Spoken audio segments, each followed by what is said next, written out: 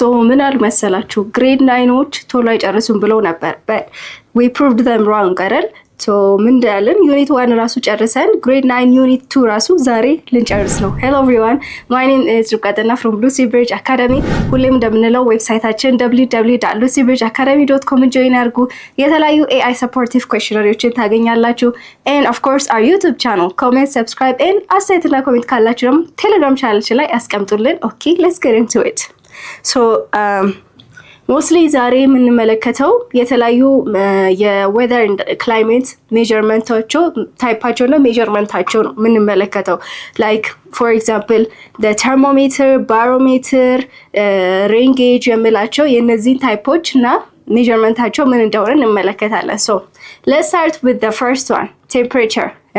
Temperature is easy is to know how hot the hotness of cold or coldness of something አይደል? so በምንድነው ሜዠር የምናደርገው ቴምፕሬቸርን በቴርሞሜተር think let me get my highlighter.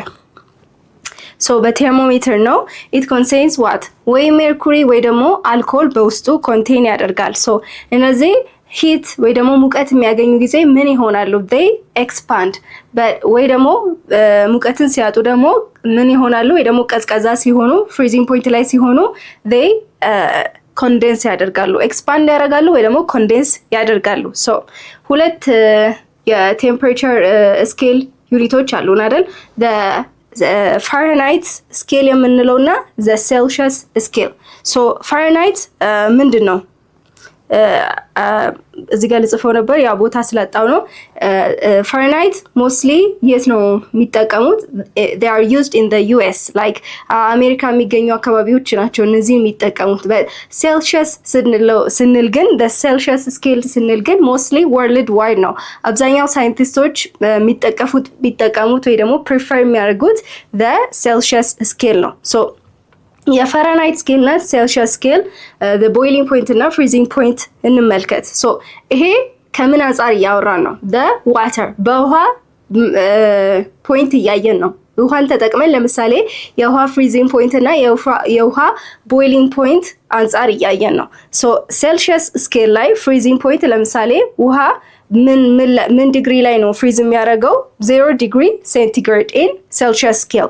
ቦይል የሚያደርገው ደግሞ 100 ዲግሪ ሴንቲግሬድ ላይ ቦይል ያደርጋል። በፋራናይት ስኬል ስንመለከት ፍሪዚንግ ፖይንቱ 32 ዲግሪ ፋራናይት፣ ቦይሊንግ ፖይንቱ ደግሞ 202 ዲግሪ ፋራናይት። ሶ እነዚህ ፋራናይት እና ሴልሺየስ ስኬል የምንላቸው they are convertible ኮንቨርት ሊደራረጉ ይችላሉ። ፋራናይት ወደ ሴልሺየስ፣ ሴልሺየስ ደግሞ ወደ ፋራናይት ስኬል ኮንቨርት ማድረግ እንችላለን። ሶ ፎርሙላው ለምሳሌ this is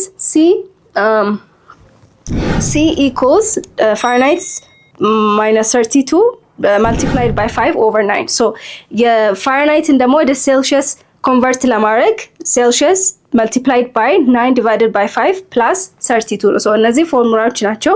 ኦኬ የመጀመሪያው ጥያቄ እንመልከትና ምን ሰጠን? it gave us 68 ዲግሪ ፋራናይትን ሰጠን። so ምን ብለናል?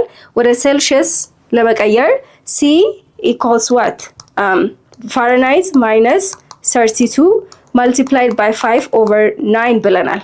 so this gives us what Fahrenheit 68. so 68 I think is visible. so 68 minus 32 multiplied by 5 over 9. so ይሄ ምን ይሰጠናል? 20 ዲግሪ ሴልሺየስ ይሰጠናል ማለት ነው። so ዲግሪ ሴልሺየስ እና ዲግሪ ፋራናይት they are convertible ኮንቨርት የሚደራረጉ ናቸው። okay now let's understand about the temperature average and ranges.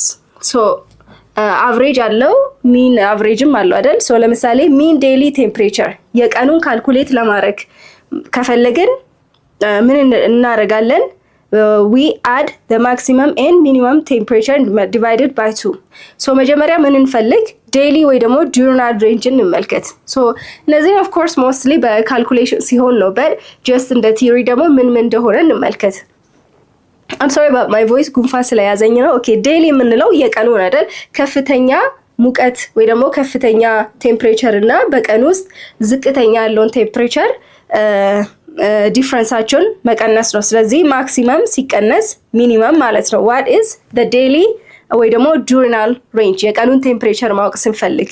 ሚን ዴይሊ ቴምፕሬቸር ማለት ደግሞ ሚን ማለት ያው ያገኘነውን በቀን ውስጥ ያገኘውን ከፍተኛና ዝቅተኛውን ለሁለት ማካፈል ነው። ሶ ማክሲመም ማይነስ ሚኒመም ዲቫይድድ ባይ 2 ይሄ ምን ይሆናል? the mean daily temperature። ኦኬ ሚን መንዝሊ ደግሞ ኦፍ ኮርስ የቀኑን ካገኘን በኋላ የመንዙን ካልኩሌት ማድረግ ነው። ሶ ይሄ ምንድነው? አቨሬጅ ኦፍ ኦል ሚን ቴምፕሬቸር። ሶ ሚን ቴምፕሬቸር እዚህ ጋር አግኝተናል። ማክሲመም ማይነስ ሚኒመም ዲቫይድድ ባይ 2 ብለናል። ሶ የነዚህን የወሮቹን ሁሉ ሶ ለምሳሌ የጁላይ ወር ማክሲመም ከፍተኛው ቴምፕሬቸር ዝቅተኛውን ቴምፕሬቸር ቀንሰን ለሁለት እያካፈልን ስንሄድ ሶ ጃንዋሪንም እንደዛ እንሰራለን፣ ማርችንም እንደዛ እንሰራለን። ሶ የነዚህ ወሮች በሙሉ ከሰራን በኋላ ሚን መንዝሊ ቴምፕሬቸር የወሩ ለማወቅ ሶ ለ30 እናካፍለዋለን። ኦፍ ኮርስ ሊለያይ ይችላል እንደ ሀገሩ አይደል?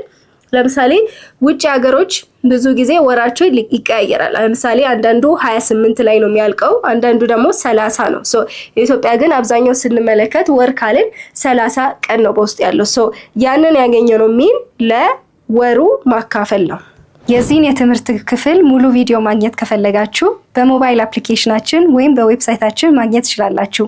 መልካም የጥናት ጊዜ